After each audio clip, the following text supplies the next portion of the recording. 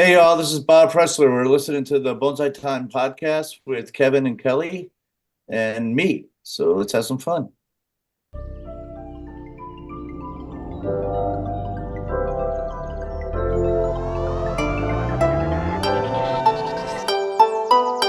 Welcome to the Bonsai Time podcast. In this episode, Kevin Faris and I talked to Bob Pressler about the Ben Oki Scholarship Fund, how it was started, and why you should apply.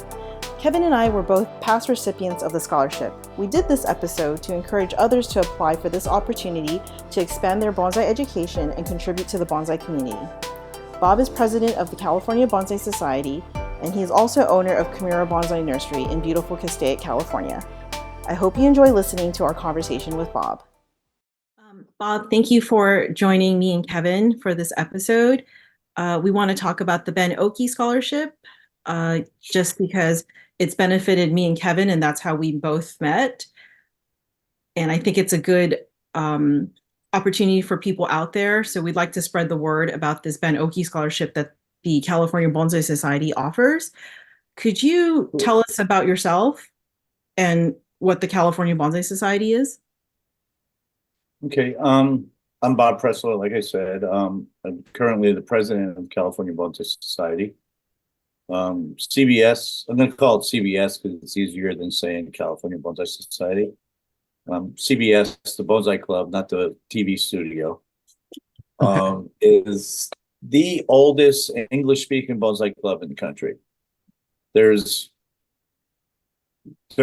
one or two Japanese clubs that were started before us.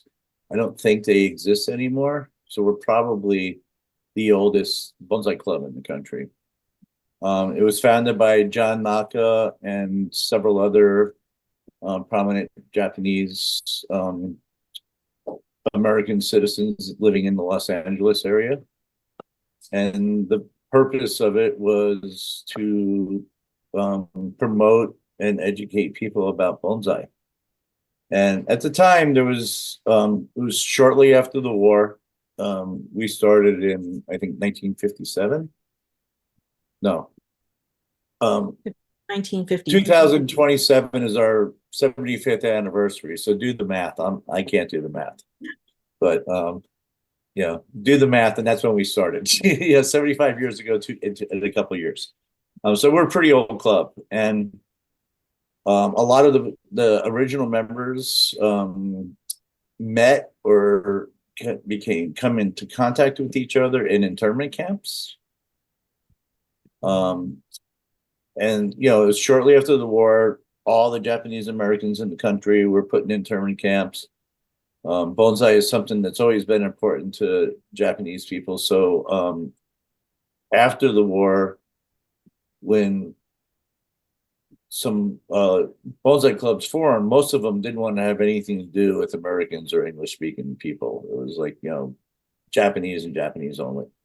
And there was a club like that in Los Angeles. In fact, it was called the Los Angeles Bonsai Club.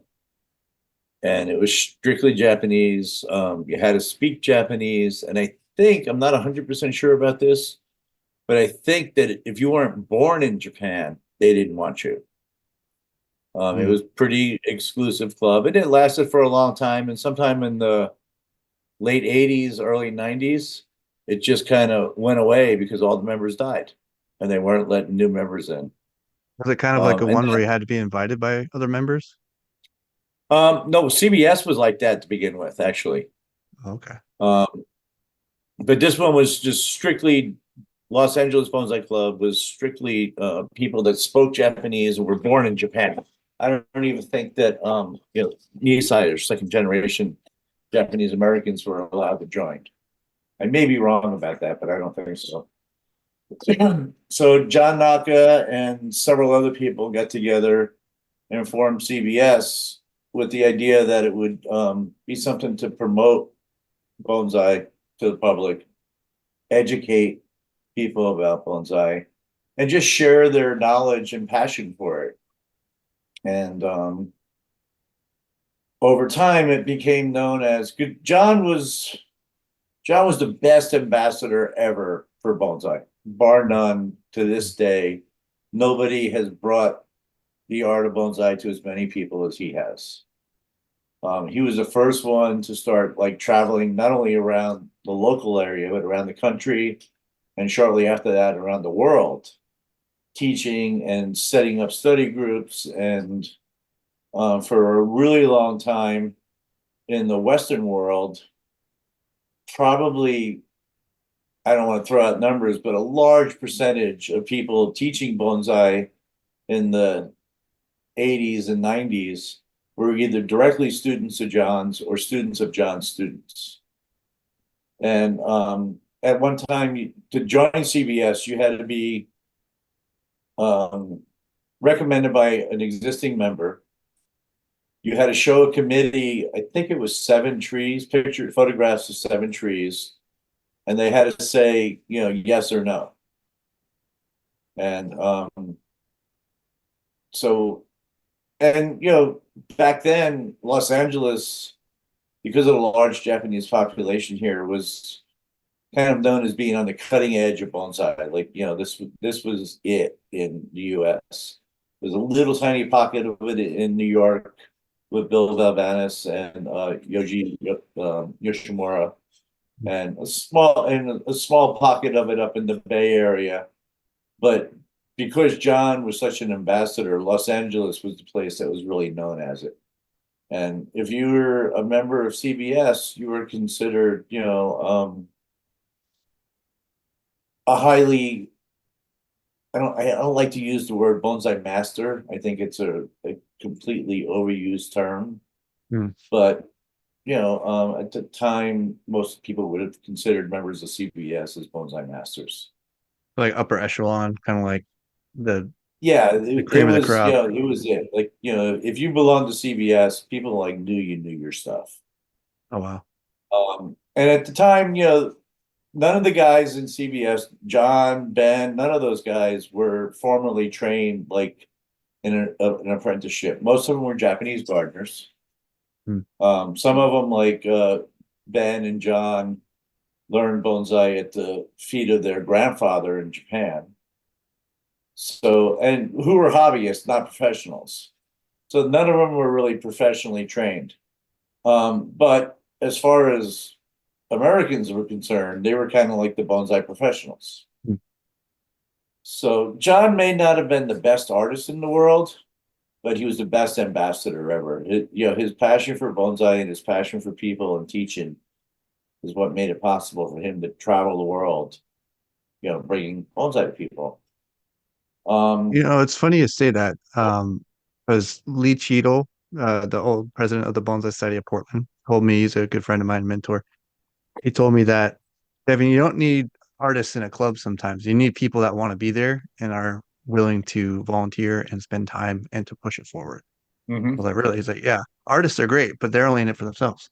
It's like, Yeah. And I mean, John was a pretty good artist. In a variety of formats too. He was if any of you seen his books, his ink sketches in the books are amazing.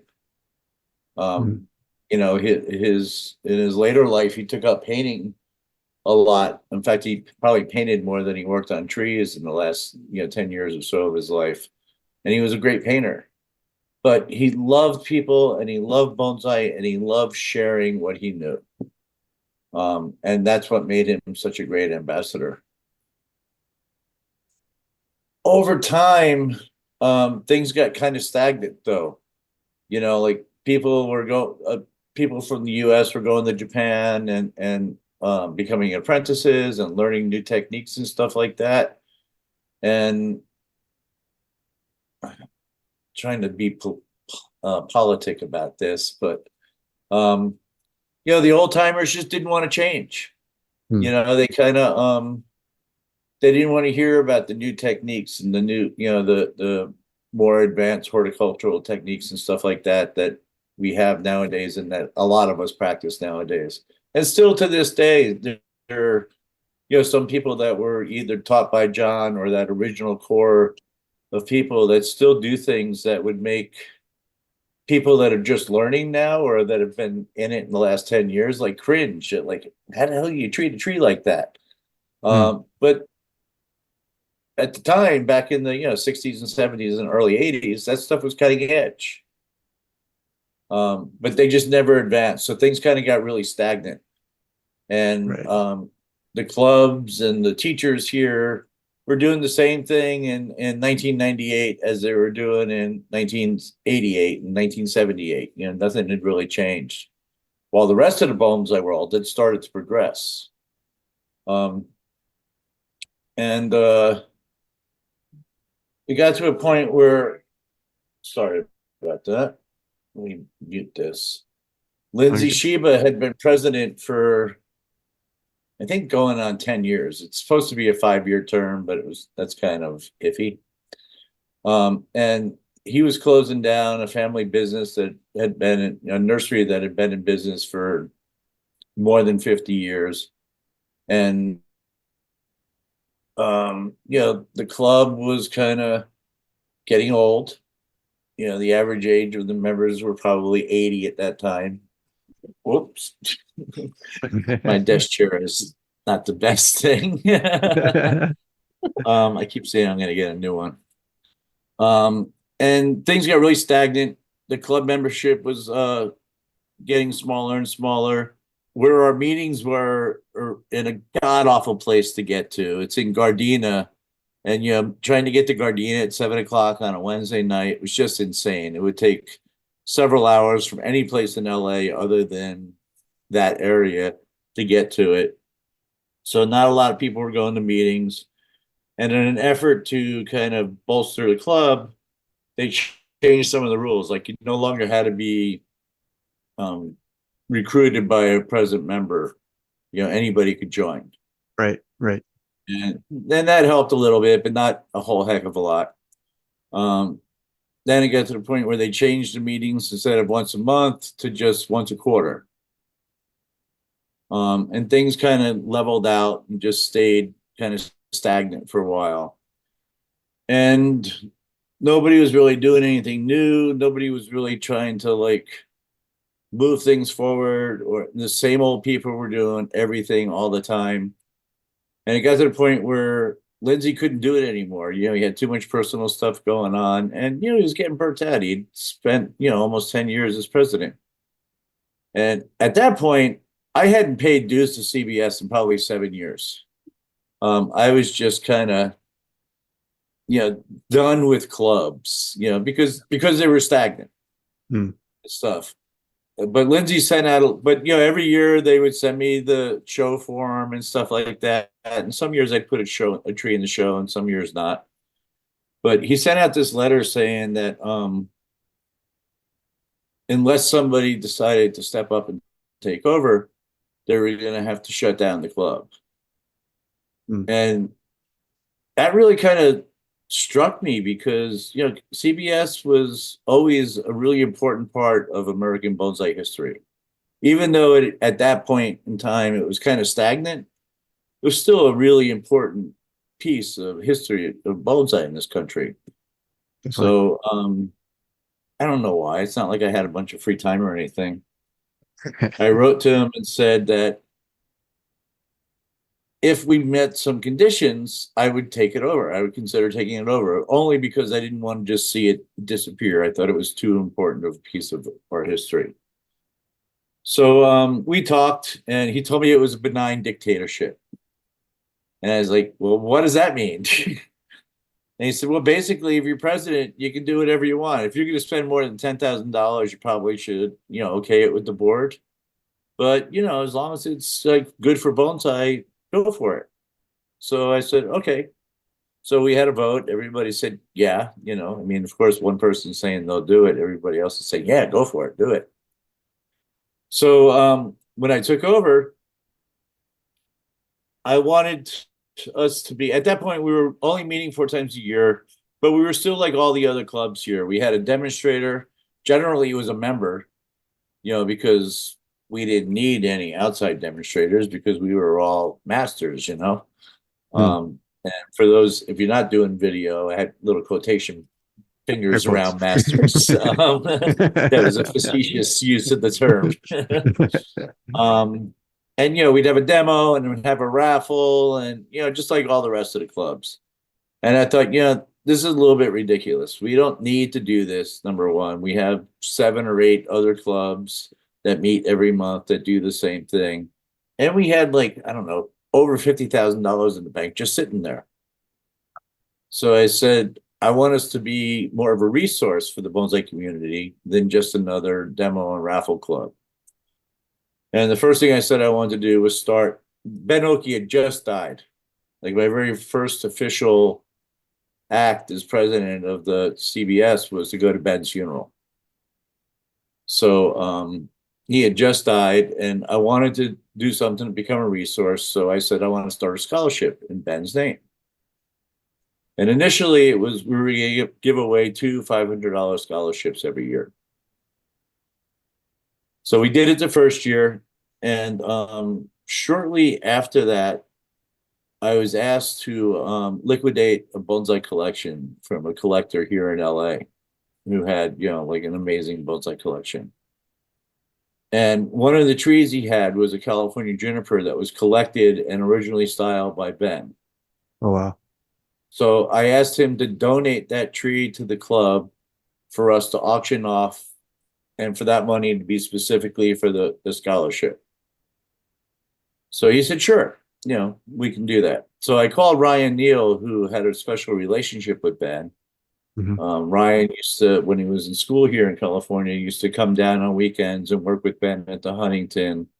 And, Ben was one of the people that wrote to Kimura and recommended that he take Ryan on and stuff. So I knew Ben had and Ryan had a special relationship. So I figured he'd say yes if I asked him to restyle this tree. The tree was kind of in sorry shape. It had been neglected for a while. And I figured, putting Ryan's hands on it would improve the tree and also improve its value monetarily. So Ryan, being Ryan, said yes immediately, and then he's Ryan Neal, so he kind of does things over the top. Not only did he restyle the tree, he planted it in this beautiful Sarah Rayner pot that he donated. Then him and I did a podcast to promote the thing. And then he did a whole live stream that wasn't quite live, but, it was clips about Ben and about the scholarship and stuff, and really pushed and promoted the thing. And we sold the tree for $16,000. Wow, that's great. And then he asked me if I would consider upping the amount of the scholarship. Because, $500 is nice, but you can do a lot more with $1,000. So I said, sure. So that's what we did. And so the scholarship is open to anybody in the bonsai community. And I had a kind of fight for that because, people in CBS were like, well, nobody in CBS needs, money to study bonsai. We all know it. And they said, well, it doesn't have to be CBS. It could be anybody. I mean, just in Los Angeles, right? I said, no, anybody in the bonsai community, anywhere. But just in California, right? I mean, it was like pulling teeth. Yeah. And I was like, no, if somebody can take a check from an American bank and cash it, they can apply. So we opened it up to everybody. And I wanted it to be relatively easy, but I also wanted to benefit the community. So the criteria basically is that anybody can apply. They have to tell us what they want to do with the money. And it's not to just go buy a piece of material and style it yourself. You can use the money to buy a piece of material and then take it to a workshop or something. You can use it to take classes or do an intensive or whatever, as long as it's helping you learn more about bonsai. But we also wanted people to commit to give back to the bonsai community in some way. Either, videotape the classes they were taking or do some demos for local clubs or, whatever. That was kind of up to the recipients. But we wanted it to be where whoever got the money and got to take advantage of it was also going to give something back to the community. So the first couple of years, I'm kind of old school, and I had people actually have to send us a letter, like through snail mail, put a stamp on an envelope and just write a little thing saying, I want to take classes with Michael Haggerden, and this, and when I'm done, I'll make a couple videos or whatever. And boy, people really fought that. Like, they were giving me so much crap about, why can't we do it online? Why can't we? It's like, come on, we're giving, at that time it was $500. We're giving you $500. You can't spend 10 minutes in a stamp. But then the rest of the board convinced me to let people do it online. We figured we'd get more people participating that way. And we did. The first year, I think there was only less than 30 applicants, which I thought was really weird. Like, if somebody says, I'm going to give you $500 to study bonsai, all you got to do is tell me who you want to study with and what you're going to do to give back a little bit to the bonsai community. I'd have been all over it. In fact, I still consider it once in a while, except I'm not eligible. So, little insider trading. Yeah. So, that kind of blew me away, but that's the way it was. And then we, when we got the extra money from auctioning off the tree and we upped the price, we also changed it where people could, email a thing. And this third year, I think we had, I don't remember the numbers, but it was almost double what it was the first 2 years. And last year we had close to 100 applications altogether. And I'm hoping that this makes that even more. Yeah, I know. Myself and Kelly, when I more or less convinced Kelly to go to the national show this year, or just last year. And I know she's glad she did too. Yeah. And we both went around. I introduced her to a lot of people, as you do at that kind of size of community, right? The good people and no good people, right? But we talked a lot about the impact that we had on our personal lives by receiving the Ben Oki Scholarship to the people we were discussing. And it was this relational aspect that everyone was so excited that we were able to utilize it, and just see the outpouring of community support was great. And they're like, oh, I can apply too. I'm like, yeah, everyone can apply. Kelly and I were talking about the other day. It's like, how do we get more people attracted to this? Because it's simple, right? It's just you're writing this and can't really however make it long or much short. simpler, Yeah, right. Unless you hold their hand to the computer, I don't know. Like, yeah, I really appreciate y'all having this still going on, and the fact that the funding is still there. One quick question to go back real quick historically. I know from hearing your podcast and a little bit about you in our talks before, you came from the East Coast, correct? New Jersey, I believe. I grew up in New California. Jersey. Yeah. And you saw bonsai, I think, out there for some time. Yeah, my first time I saw bonsai, I was 10, and I got dragged to the Brooklyn Botanical Gardens. And, I was a 10-year-old kid. It was like the first nice weekend after the winter. The last thing I wanted to do was go to some stupid garden, much less with my mom's friend, who I used to call Mountain Maggie because she had this beehive hairdo, and her daughter Candy, who I referred to at the time as Stupid Candy. She was also 10, so not really what I wanted to do. And on the way home, we got yelled at for kissing in the back seat of the car. So it was kind of an interesting day. But I was in this garden with my mom and her friend and Candy, and just being a brat. I remember kicking the DG in the paths and tearing leaves off of plants and stuff. And can we go now? Can we eat? Can we go? So finally we went to eat, and the cafeteria at the Brooklyn Botanical Gardens is near where the bonsai trees are, where the bonsai exhibit is. And I was done eating before they even had condiments put on their food. So my mom said, go in there and look at the little trees, and when we're done eating, we'll get ice cream and go home. And I was like, cool. So I went in there, and the first tree I saw was, I don't know, maybe 12 inches tall. Half of it was bleached white. It was all this dead wood. And the sign said that it was a 225-year-old Sergeant Juniper from Japan. And that just blew me away. That there could be something, that old and that small, had this perfect little carpet of green moss. I didn't think it was real. I was like looking around and touching the tree and feeling the moss and stuff. And it just fascinated me that, there could be something like this alive. And I've just been obsessed ever since. Hmm. So That's awesome. So I mean, it's a good obsession. how long when you were in California did you get into your first club? Because the correspondence there, right? You become president, but it's like how much trials and tribulations did you go through to get there?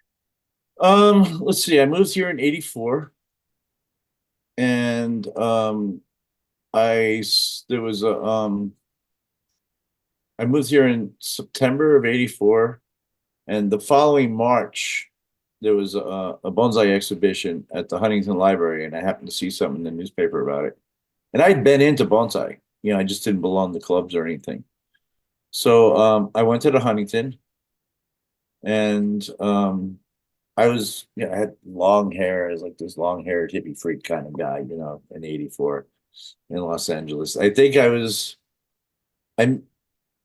may not have been to the show, but I know to my very first bonsai club meeting, I was wearing a T-shirt that said "Die Yuppie Scum." Nice. Okay. Making friends everywhere you I go. go to this show, and there's these two Japanese guys sitting in little folding metal chairs outside the doors to the room where the show is. And they kind of give me this funny look. And I said, "Is this where the bonsai trees are?" And this guy said, "Yeah, you like bonsai?" I said, "Yeah, I love it. The trees fascinate me." He said, "Oh, come on in, I'll show you." And he started walking me around and, pointing out different trees and stuff. And it was John Naka.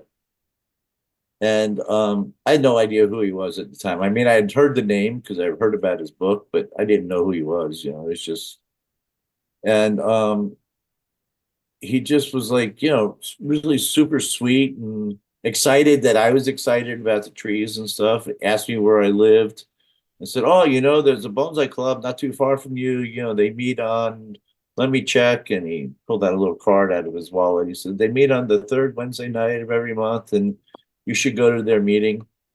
And I said, "Cool." So I did. And I walk into this room. I know for sure I was wearing the T-shirt then.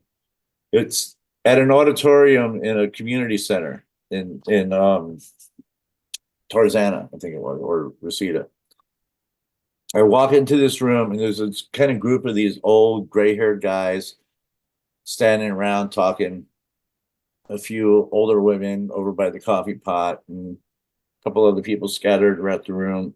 I walked in, it was kind of like those old Western TV things where, somebody walks into the saloon and everything stops and everybody turns around and looks at you. And everybody turns around and looks at me, and I look at them and I'm like, "Oh, fuck this." I'm not this. I can't do this. All these old guys. And this guy with this little short gray, crop top haircut, looked like a GI, drill instructor, looks at me. And I saw these trees on the stage. There was like a little stage, and there was like 4 or 5 trees on the stage. So I said, "Oh, cool." I walked over to the trees. I was just ignoring the people. And he comes up to me and he says, "Can I help you?" And I said, "Yeah, I was here to see the bonsai trees." And as soon as I said that, he said, "Oh, you're interested in bonsai?" I said, "Yeah, it's awesome. I love it." And his attitude completely changed. He still wasn't all that welcoming, but he wasn't like ready to throw me out. And Ted Matson, who is now the curator at the Huntington, was a demonstrator that night. And I forget what he worked on, but he was talking about how that following weekend he was going to take a group of people on a trip out to the desert to collect tufa rock and granite slabs for make stone plantings and stuff, and invited me. So I said, "Cool." So that Saturday I get together with these guys, and it's me, this long-haired hippie freak, a guy that was a Superior Court judge, a lawyer, and I forget what the other guy was in the car. Like 4 completely, like totally different, political and philosophical and everything. But we all really were interested in bonsai, and that's all that mattered. And, we took like a 3-hour ride out to the desert, and we got to know each other a little bit, laughing and joking the whole time. And they kind of accepted me in the club for 2 reasons. A, because I love bonsai. And B, and I think this is most important, because I was by at least 30 years younger than all the rest of them. Mhm. And, I had a strong back and, I was excited about bonsai, so I was willing to do stuff.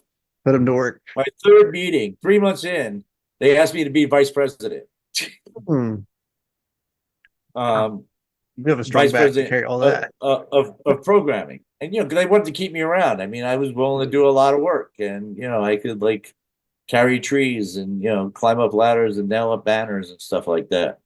So they asked me to be vice president of program. And I'm like, I don't know anybody here. It's like, I'm happy to help. But they said, well, here's a list of people that, are demonstrators. So because of that, I got to know all these other different bonsai artists, in the Southern California area pretty quickly. And in spite of our differences, we just kind of really gelled. And then, after about 15 years, I got burnt out on the clubs and the political bullshit that's always involved in bonsai clubs. I kind of didn't have much to do with clubs unless they asked me to do a demonstration. If they would ask me to do a demo, I would say yes. Or if there was like a show, I would go to the show and I would bring, stuff to donate for the raffle or auction or whatever. But I kind of didn't have much to do with the clubs other than that, just because I was tired of the BS. And then, Lindsay's note came out about CBS and here I am, That's a great So, background. Hey, Bob, why did you call it the Ben Oki Scholarship? um, two reasons. Ben had just died, so he was really on my mind and everybody else's mind. I mean, like literally within a month earlier than that. And John had, the National Bonsai Museum pavilion named after him, the books, everybody knew who John was. Ben was pretty well known, but not as well known. And Ben and I kind of always bumped heads. I respected him, but we always kind of bumped heads. So I just kind of felt like it was an appropriate thing to do. Um, like I used to take classes at the Marina Bonsai Club, and Ben was one of the teachers. It was Ben and Mas Maraguchi and Shigmiya and Frank Goya were the four sensei. And Ben would come in and he would just look at your tree and start working at it or anything. He would just start styling your tree. And at that point, I had my own ideas about how I wanted to do things. Mostly I would go to these classes and stuff for somewhat, for learning purposes, but more often than not, mostly for social purposes and to kind of hang out with, like-minded people. And, I learned a lot. But I always generally have my own ideas about how I want to style the tree. And they pretty much always didn't jive with what Ben wanted to do. So I would say no. And he was not used to that. So he would just like get mad at me and walk away. And then Moss or Frank would come over and we would talk and kind of compromise a little bit or something. But I always respected Ben. We just didn't see eye to eye on a lot of things. So, and Ben was in his own right, really instrumental in promoting bonsai and stuff. Maybe not quite on the scale that John did, but he did some cooler things. Like Ben set up a program at a prison in Florida, and every year he would go to Florida and he would teach these prisoners bonsai, and I thought that was really cool. Because prisoners could always use something positive in their life, but most people in the bonsai community wouldn't think of. I mean, there were, as you both know, most of the people in the bonsai community are pretty cool. There's a few assholes, but most of them are pretty cool. But most of them wouldn't think of going into a prison and sharing their art. And it was one of the things that Ben loved to do and was probably most proud of. So, stuff like that I really respected. It was cool that he survived Hiroshima. I mean, I don't know if you know his story, but I heard he you was talking about it, but Yeah, please go. He was a kid in Yeah. Hiroshima, when the bomb dropped, and Wow. he decided, him and a friend of his, I don't remember if it was skipped school or skipped work. School. But they played hooky and went up to the mountains to go fishing when the bomb was dropped, and they survived where most of their families didn't. So, and that's always impressed me, that about Japanese Americans, that like Ben, survived the bombing of Hiroshima, and all Right. these other guys survived being put in internment camps Mhm. and didn't really hold a resentment, or that big of a resentment. I'm sure they had some resentment against the government, but didn't really hold that big of a resentment against all Americans, which was really kind of wild to me. Like, if somebody had stuck me in a prison camp Right. just because I'm, white, I'd be Yeah. pissed and Right. always Right. be pissed. But no, and they wanted to share, something that was really important to them, and that was always a really cool thing to me. Do you think it was So that maybe they had some animosity, as I'm sure they would given the circumstances? Do you think they maybe put all that energy into their bonsai work? I don't know if they put all their energy into it. I'm sure that that was part of it. Mm, Um, but I mean, how could you not have animosity? right. And to get past that, to me, was like just mind-boggling. Yeah, Because that's a I'm whole nother sorry, I life. hold resentments. Right. Right. Right. Right. You Right. screw with me and you're dead forever. I'm from No New joke. Jersey. We don't get mad, we get even. Oh man. So That's thank you for the background. Yeah, Kelly and I have talked about it for a while. It's like, what is the real depth of this, And we've heard stories, but to hear that again just in that way too, I speak for myself, it's pretty amazing. I mean, Kelly, what are your thoughts on that? It's like that's a lot. So interestingly enough, this past weekend, um, Bob and I were at Bonsai-a-thon, and we both got to demo next to each other. And the tree I was working on, coincidentally, I found out that day that it belonged to Ben Oki, and it was Hmm. styled by him. And he created the tree as a dedication to his brother who passed away.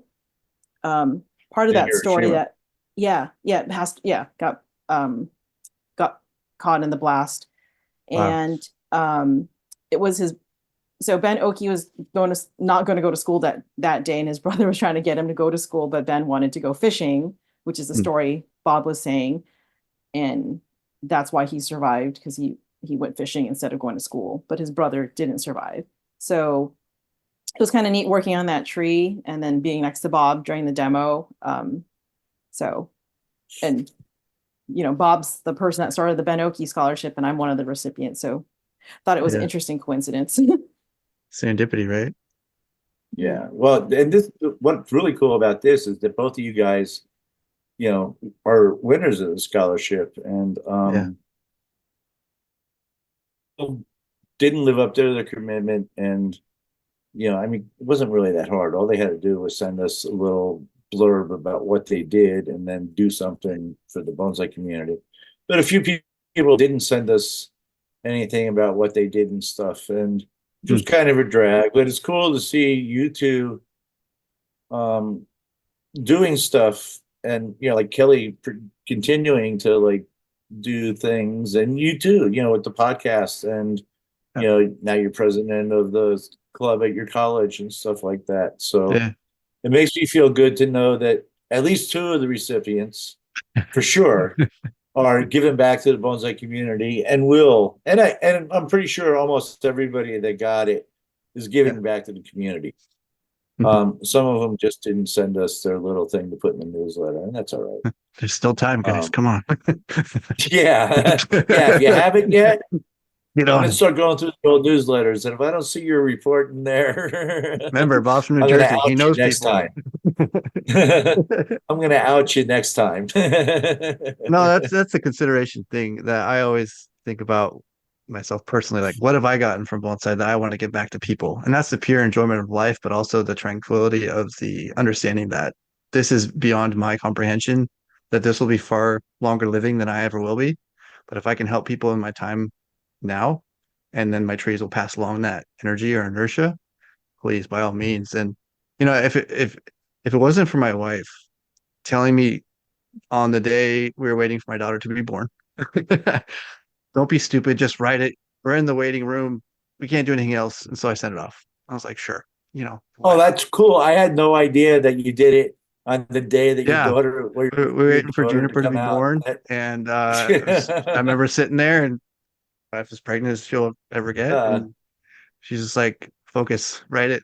Since the last day you can turn it in. I was like, okay. And then I oh, that remember makes it even more awesome.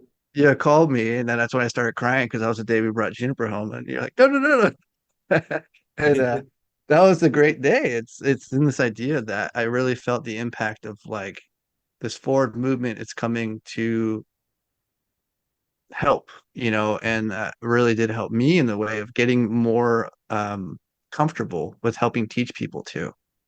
Because now that people knew I won, and I've talked to Kelly about this too, and this is why actually we approached her to be on the podcast originally, was because of her um, Ben Oki Scholarship idea was to kind of commemorate these educational components through historical figures, right? And what better way to get your word out there than with a podcast? It's been a wonderful Yeah. journey. Kelly and I've talked about it a lot, just as far as what we've learned about ourselves. And if you were to tell someone to apply, and the idea of what, I don't want to say what stands out because it depends on what each person gives you, right? But what are some things that you hold value to make it so that someone may have a chance? I just want to promote the art. It's something that has brought me so much pleasure and peace. And, at times when like everything was just insane, trees have kind of grounded me again. So if somebody tells me they're going to do something that I think is going to get the word out, or even better, get their passion out to other people, that's something that I'm really going to consider. Um, you know, um, we've gotten people that have applied and say, I'm a potter, and pottery pot, bonsai wouldn't be bonsai without the pot. But for me, I don't get the same passion, and I don't think, making pots is quite the same thing. So frankly, I'm not going to vote for a potter unless what they're saying they're going to give back to the community is something really incredible. Hmm. What I'm personally looking for is somebody's passion Hmm. and somebody's willingness to do something creative to give back. I mean, if somebody's going to like do a series of videos or podcasts, about the history and stuff, that's going to hold more weight than somebody that's going to go and do a club demo. Hmm. You know, it's going to reach more people. So, and that's kind of one of the things I'm looking for is, what's going to do the best, what's going to reach the most number of people. And who do I think is going to become a good ambassador, because that's kind of the way I look at it, that the winners are, actually ambassadors. Right. So, but more than anything, it's somebody that can show the passion for the art and for wanting to share the art or whatever the art gives them, you know. Yeah, that's amazing. I love that in the relation that it's honest and pure, right? And Yeah. yeah, I remember when I won, I was very shocked. I was like, "What? Me? They got the wrong cat." And I told my wife, I was like, "Hey, I won." She's like, "You did? That's great." I was like, "Yeah, but now at that time, and I still hold this true to myself as respect to you and the community who made this possible. I hold myself to a higher standard. Not that I didn't before, but now it's in place for me to do so because of this opportunity I was given. Like I said, I want to give back. This is why I helped start and create the first ever bonsai club at Ohio State. You know, And in that regard of helping students find their community and find their peace of mind through plants has been a wonderful outreach for a lot of students when we've been Yeah. able to hold And club dates at school, testing and finals permitting, right? They have come up to us after the clubs. They may never come back again, but the one time they do, or a couple times, they've been like, I feel good leaving here. I feel more peaceful. And I'm like, the that's seed is all we want. planted, Yeah. And just even if it's which to house me plants or is anything, it's really just like, important. You never know, that seed may lay dormant for a decade. yeah. And Yeah. then, Because 10 years down the road, they're like, hey, I have some time now. I have a little bit of money. I right. should try that bonsai again. Right. Because I have a student who's been coming to me for over 10 years who 20 years ago took part of in a kids workshop we did at the Huntington. that's great. And, he made this little juniper bonsai and promptly killed it. Yeah. Yeah. But then after he graduated college, decided to come back. And now he's been taking classes, regularly. So you never know. I'm always, any opportunity I have to introduce bonsai to non-bonsai people, I jump on, because it may or may not do something right now, but you never know what's going to happen once that seed is planted. So that's really important to me. Yeah, no, that's true. I mean, Kelly, how did you come up with your idea? I was part of a Facebook group. I can't remember the full name, but it's like bonsai beginners group. And there was just a few thousand, like maybe 3,000 people when I joined. I think now it's up to like 30,000. But I was just so desperate to try to learn anything. I was like, okay, this group looks good and they're trying to promote kindness and, people aren't telling each other off. So I was looking through it and Sure, I that was didn't last thinking, long.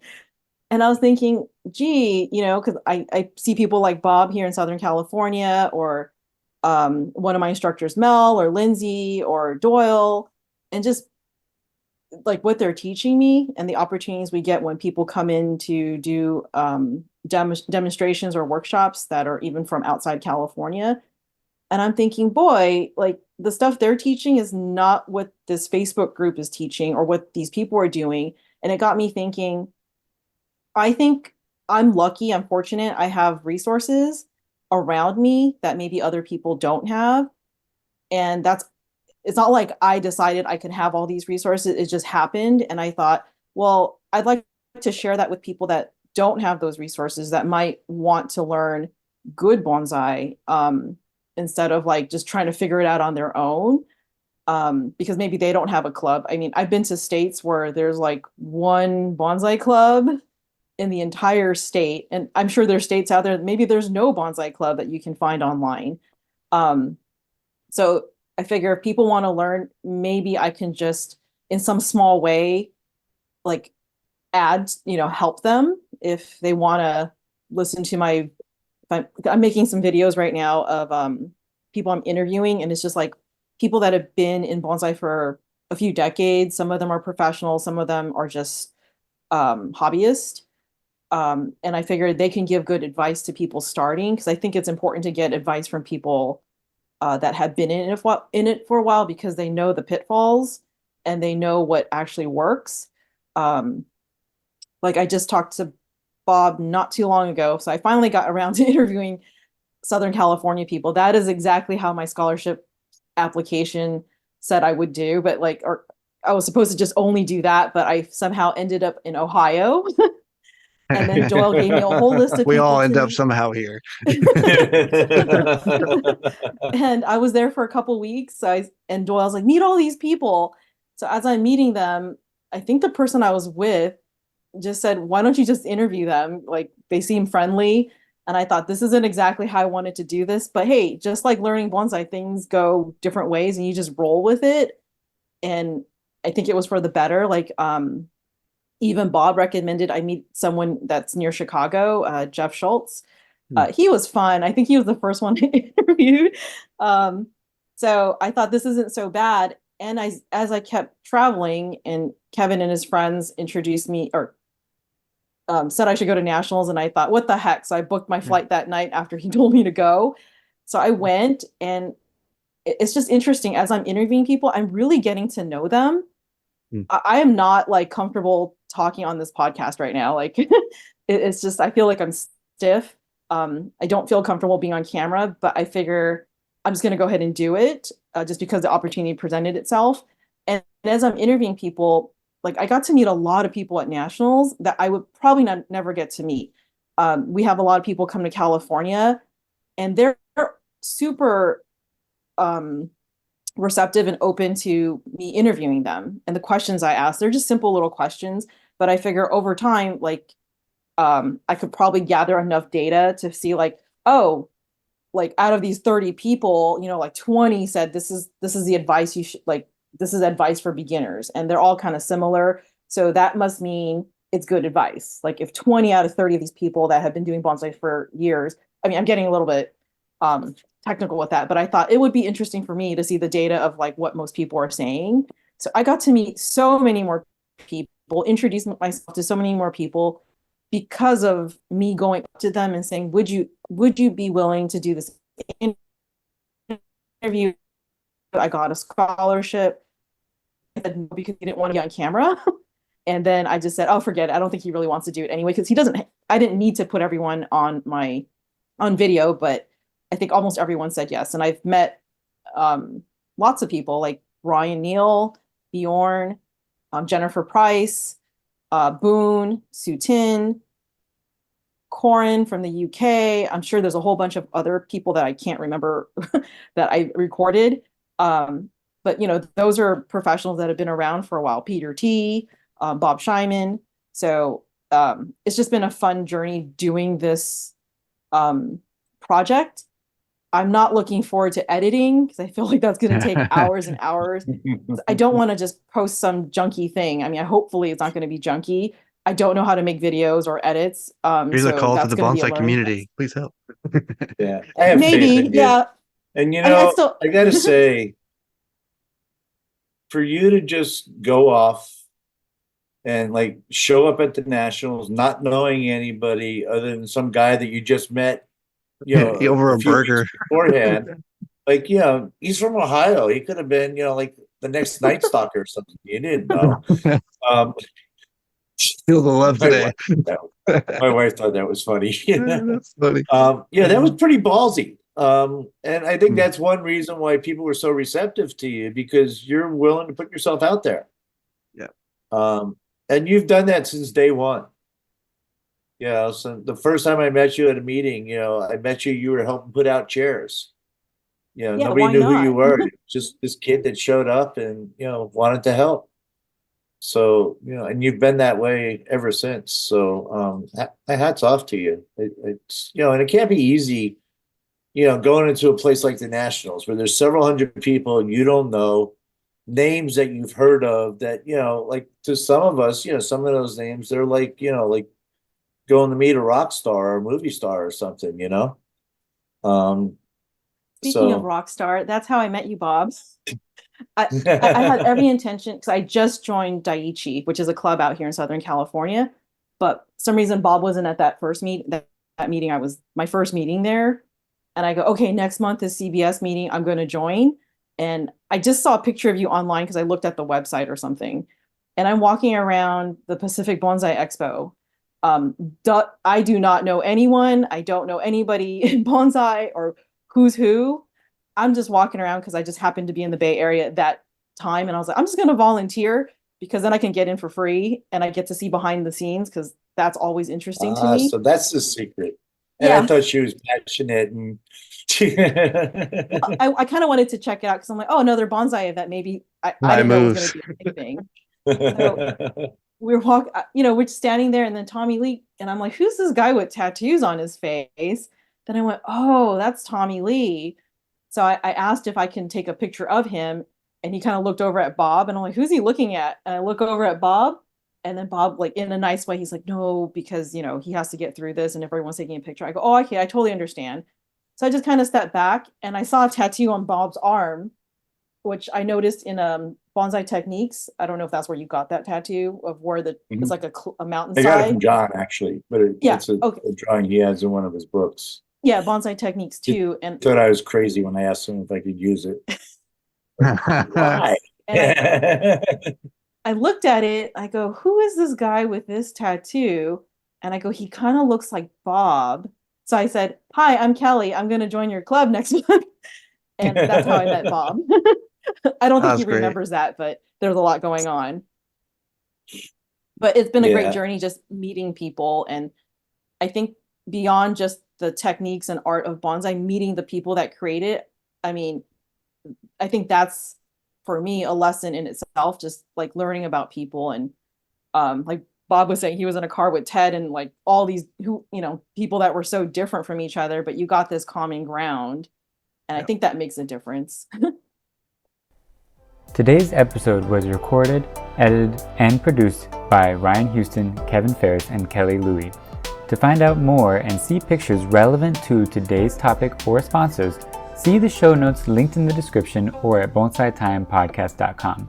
To submit questions, suggestions, or tree pictures for future discussion, find the contact form also on our website or message us directly at bonsaitimepodcast@gmail.com. If you would like to support us in making more episodes, consider rating us, sharing with friends, donating, or becoming a sponsor. Our music was provided by Mini Cancer. To find more of their work, check out their SoundCloud and Bandcamp pages. To stay in touch with us, subscribe to us in your podcast app or find us on YouTube, Instagram, and Facebook at Bonsai Time Podcast or on TikTok at Bonsai Time Pod. Also, Kevin and Kelly are at Kevin_FerrisPNW and Bonsai with Kelly, respectively, on Instagram. And Ryan is invivobonsai.com and on all social media. Remember, have fun and bonsai on.